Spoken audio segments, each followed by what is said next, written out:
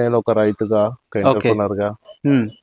ఇప్పుడు మళ్ళీ వ్యవసాయం మొదలుపెట్టినప్పటి నుంచి consecutive once in every 6 weeks వస్తుంటుంది. ఓకే. హ్మ్. హ్మ్.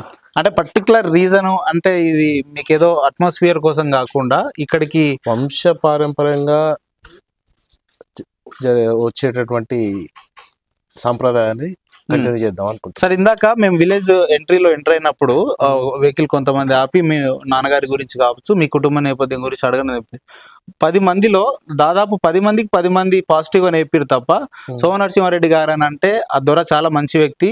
ఆపద అని చెప్పి వాళ్ళ ఇంటి తలుపులు తడితే 24/7 ఏ రాత్రిలైనా కూడా వాళ్ళ గడిలు అట్లనే తెలుసుకొని ఉంటాయి అని చెప్తున్నారు. ఏం సార్ స్పెషాలిటీ? ఆ పేరు స్పెషాలిటీ అంటే సంపాదించడానికి ఒక ప్రత్యేకత ఏంది? వారి యొక్క ఉన్నత హోదా, ఓకే. వారి యొక్క ఉద్యోగ రీత్యా చేసినటువంటి పనులు, డిపార్ట్మెంట్‌లో ఉన్నటువంటి పనులు హ్మ్. తో వారు బాగా ట్రాన్స్‌ఫార్మర్సే కానివ్వండి, పవర్ లైన్సే కానివ్వండి, హై టెన్షన్ లైన్సే కానివ్వండి, ఓకే. ఇలాంటివన్నీ ఈ ఊరికనే కాదు, ఈ జిల్లా మొత్తం స్థాయిలో చాలా మట్టుకు ఏర్పాటు చేయడం జరిగింది. హ్మ్. ఇంకేం చెప్తారు సార్? అంటే నాన్నగారు ఈ రకంగా ఉండడానికి ఆయన ఏమన్నా ప్రత్యేకమైన ఆలోచనలు ఉన్నాయా వారికంటే?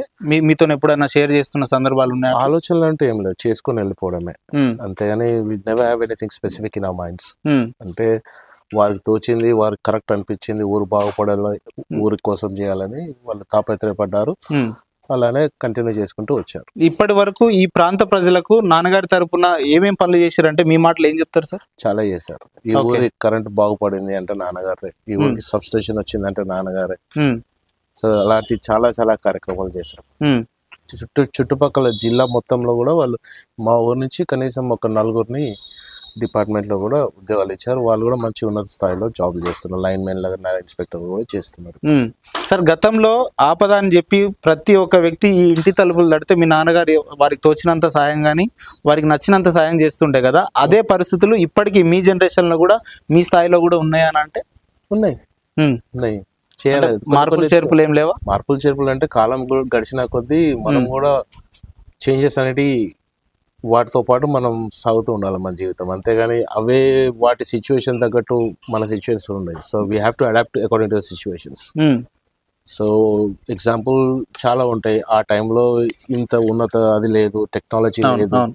There's not many things that are not available to common people. ఇప్పుడు ఏంటంటే the touch of the phone అందరూ చూసేస్తూనే ఉంటాం. అవును. So things have change. So ఒకరిని పిలుచుకురావాలంటే వెనకట పిలుపు అది అనేది హ్మ్. ఇప్పుడు ఫోన్లు వచ్చినాయి. అవును. Technology has improved. Hmm. So you have to adapt to the changes. Okay. ఈ ఇల్లు ఎన్నేళ్లుగా ఉంది సార్ ఇక్కడ? మాకు ఇంతకుముందు పాత ఇల్లు ఉండేది. So probably that was built when మా గ్రాండ్ పేరెంట్స్, మా గ్రాండ్ మదర్ సపరేట్ అయినప్పుడు ఓకే. మాకు ఈ ఏరియా వచ్చింది. మాది యాక్చువల్లీ ఆపోజిట్ ఉన్న ఇల్లు. సార్. సో మా పెద్దనాన్నకి అది వచ్చింది, ఇది వచ్చింది, వాళ్ళ ఇద్దరు బ్రదర్స్కి అటు వచ్చింది. హ్మ్. సో అప్పుడు మాకు పాత ఇల్లు ఉండే, అది ఓకే. కూలగొట్టి ఇది 2023 కన్స్ట్రక్షన్ స్టార్ట్ చేసి మళ్ళీ రీబిల్డ్ చేసినాం. 2003. సారీ 2003. అంటే మేమందరం ఏదో ఈ రోజు ఇంటర్వ్యూ పర్పస్ వచ్చినాం కాబట్టి వీళ్ళందరూ పోగేసిరా, లేదంటే ఏ రోజైనా కూడా మీ దగ్గర మీరు వచ్చిన ప్రతి సందర్భాలు ఇట్లనే ఉంటారు జనాలు? జనాలు వస్తూనే ఉంటారు. అది కామన్. అది ఒక్కొక్కరికి ఒక్కొక్క ప్రాబ్లమ్స్ ఉంటాయి. So people come to you asking for some kind of help. Okay. Simple as that. మీరు మీ మీ మీ మీ విద్యాభ్యాసం అంతా ఎక్కడ జరిగింది సార్? మీరు ఎక్కడ చదువుకున్నారు? మోస్ట్లీ మా ఎడ్యుకేషన్ అంతా 10th వరకు హన్మకొండలో జరిగింది. హన్మకొండ. ఓకే. తర్వాత వెంట ఇంటర్మీడియట్ సెయింట్ మేరీస్లో చేశాను. ఓకే. 9193. ఏ group sir? MPC. Okay. So దాని తర్వాత నేను I did my electrical engineering triple from Dharwad university, Hubli, sir. Dharwad. So ఇప్పుడు ఏం చేస్తా ఉన్నారు మీరు, అంటే ఏం చెప్తారు? ఇప్పుడు I'm an entrepreneur, more of an entrepreneur. Okay. I invest. So అక్కడ జరిగిన ఇన్వెస్ట్ లో వచ్చిన లాభాలంతా కూడా మీ నాన్న ఎవరిది వాళ్ళే. మేము తల్లిదండ్రులమే కావచ్చు కానీ ఎవరి ఆస్పెక్ట్స్ వాళ్ళకు ఉండే. So he looked on his own sort of interest and I had my own sort of interest. The only common interest మాకు ఇద్దరికి ఉన్నది కన్స్ట్రక్షన్ ఇండస్ట్రీలో. Okay. We were very common. ఏమనిపిస్తుంటుంది సార్ అప్పుడప్పుడు జనాలు అందరు వస్తుంటే మీ నాన్నగారి పేరు తీస్తుంటే, లేదా మీరు రోడ్ల సైడ్ పోతుంటే నాన్నగారి గురించి గొప్ప చెప్తుంటే విన్న సందర్భాలలో మీకు ఏమనిపిస్తుంటుంది? అంత బంధం, ఎందుకంటే నేను ఎప్పుడు కూడా చాలా రోజులు రాలేదు ఊరికి. ఓకే. సో ఐ లెట్ నాన్నగారి ఉన్న రోజులు వారి అవును, వారి హయాంలో నడిచింది. వారి ఆధీనంలో నడిచింది. So I never had any interest. వారు చేస్తున్నారు కదా పెద్ద మనిషి, మనం వేలు పెట్టద్దు వాళ్ళు చేసే పనులలో. So my interest were on the other side of the world. తన వ్యక్తిగత జీవితంలో one of the best entrepreneur గా ఉన్న మీరు why you have chosen the politics side అని అంటే పర్టికులర్ రీజన్ ఏం చెప్తారు మీరు? Politics is for the people. I would say democracy is for the people, by the people. అంతే కదా. So that's why you want to serve the people. That is what it is. అంటే ప్రజలకు సేవ చేయాలి అంటే రాజకీయం ఒకటే ఒక మార్గం కాకుండా అంటే మై ఓన్ చారిటబుల్ ట్రస్ట్ ఉన్నాయి. I'm starting my own charitable trust. Okay. అలా అని చెప్పి ఇక్కడ గౌడ సంఘానికి కూడా ఒక గుడి కూడా కట్టించాను. అరౌండ్ 18 lakhs పెట్టి వాళ్ళకి కూడా గుడి కట్టించాను. So it started.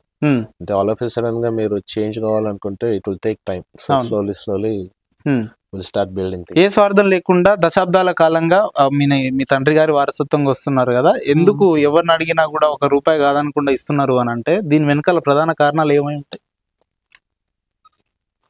Can you repeat that question? లేదు, మీ నాన్నగారి తరం నుంచి ఎవరు వచ్చినా కూడా ఒక 1 రూపీ మీరు ఇవ్వగలిగే స్థాయిలో ఉన్నారు అని అంటే దీనికి ఇంకేమన్నా ఆశించి మీరు అట్లా కార్యక్రమాలు చేస్తున్నారా? I don't expect anything from anyone.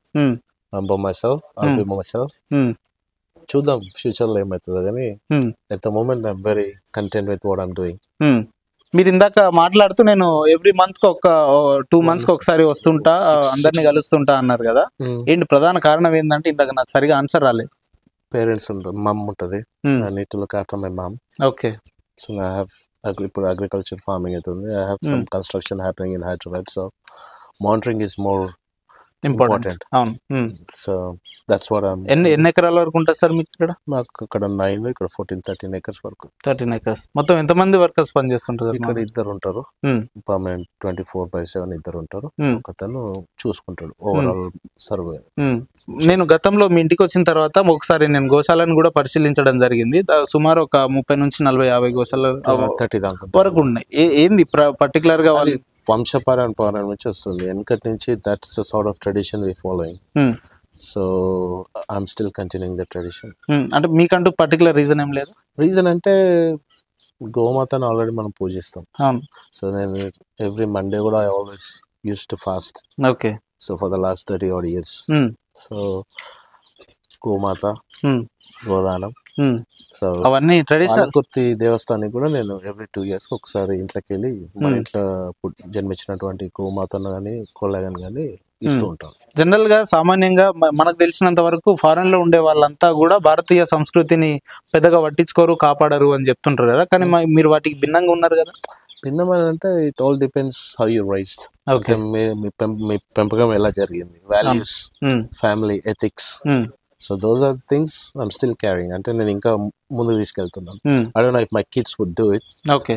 But as long as I'm here నేను చేయగలను. ఏంటి సార్ మీకు నాన్నగారిలో నచ్చే ఒక గొప్ప అంశం ఏందని అంటే ఏం చెప్తారు? Idol. He's been idol for whole of my life. Okay. He was very disciplined. చాలా డిసిప్లిన్ అయిన మనిషి. So he had his timings. So ఈ టైం కి you need to go to bed. You have to, అంటే పడుకోవాలంటే పడుకోవాలి 9 o'clock. Early morning 4, early to bed, early to rise. Systematic ఉంటుంది. చాలా discipline. And more of that is very close to me, close to my heart. And I had that different sort of relation with my dad. Where I can talk anything, ఏమైనా మాట్లాడచ్చు నాతోటి. Okay. కాకపోతే he used to suggest me. And he's always been a supporter of me. నేను ఏం చేసినా కానీ నాన్నగారు నాకు అండగా దండగా మనస్థైర్యం. And I have hiccups అంటే ఒకసారి కింద పడ్డా మీద పడ్డా he always used to encourage me. So